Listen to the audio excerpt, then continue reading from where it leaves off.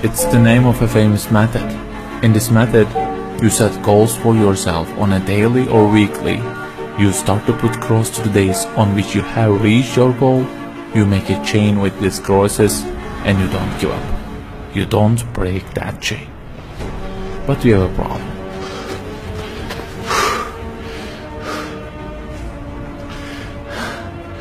Personal development specialists say that we should have goals.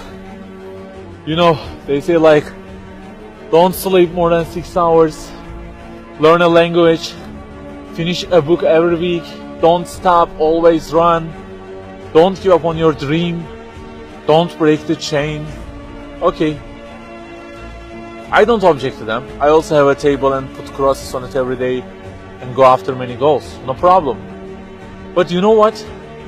They don't talk about the most important part of it.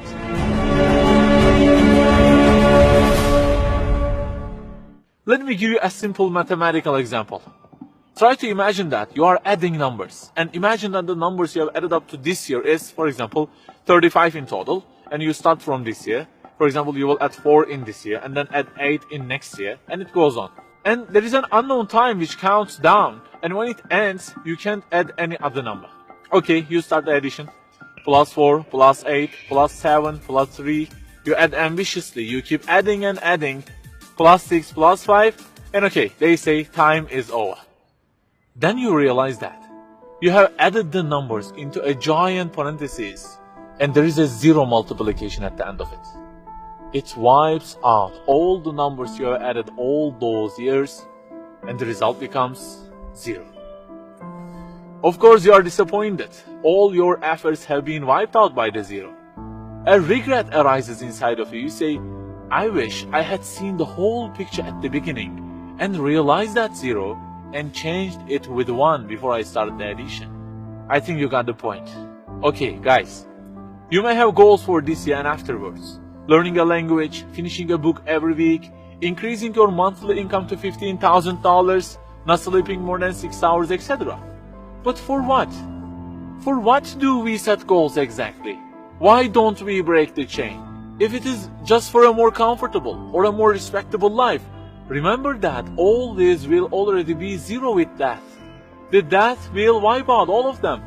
The person who knows English will be equal with the one who doesn't know. The one who earns more will be equal with the one who earns less. The one who can reach his goals will be equal with the one who can't. So, if at the end of it, the death will 0 everything, so what is the meaning of adding more numbers with an ambition? It just increases the degree of the disappointment that you will feel. So the logical thing is seeing the whole picture at the beginning. In this life journey, which will end in an unknown time, my first job must be to prevent death from being 0. Well, can I really prevent death from being 0? I mean, since everything will leave my hands and will be lost, is there any other way that would transform them into something eternal? I mean, isn't there any kind of stamp for eternity that would impress all of the things that I possess and say, look, there is a seal on them and you can't wipe them out, okay? They will remain forever. The only one to say such a thing is the owner of the everything. And he says, كُلُّ شَيْءٍ هَالِكٌ. Everything, the languages you learn, the money you earn, the books you read, everything will be perished, إِلَّا وَجْهَهُ, except their way towards Him. So the creator of our life says, if your intention is towards Allah, if the thing you do is for His acceptance, it won't disappear, it will be transformed into eternity in paradise. So learning a language, finishing a book every week, being rich, everything, if they are towards Him and for His sake, eternity stamp being pressed on them. For example, in this year, I will study English for 10 minutes daily. For what? Because serving Islam in the field of English is so important, and I want to gain acceptance of my Lord with it. That 0 has turned into 1. This year, I will finish a book every week. Why? Because this is the way of being a more sophisticated person and serving Islam better, and Allah who is eternal will be pleased with it. Good news, that 0 has turned into 1 because now His acceptance is your intention. I aim increasing the income of my company to $150,000. For what? Because I will spend that money on spreading the message of the Quran to the whole world and the publications that would please Him. you have exterminated the zero because now your goal is towards him. We add and add like this through our lives, and they don't end with death. People who seek Allah's sake in their actions kill their death. Death cannot zero their additions. If the thing we do is for his acceptance, it is not mortal. You may say, I don't really love him that much, and maybe I don't really believe in him that much either. So how can I do everything for his sake? I don't even know who he is. My brother or sister, that's the problem. You don't even know who he is. And actually it is our first job in this life, recognizing him. That's the first step. The more you recognize him, the more you love him. And the more you love him, the more you seek his sake in your actions. So learn about him. Who made you? What does he want?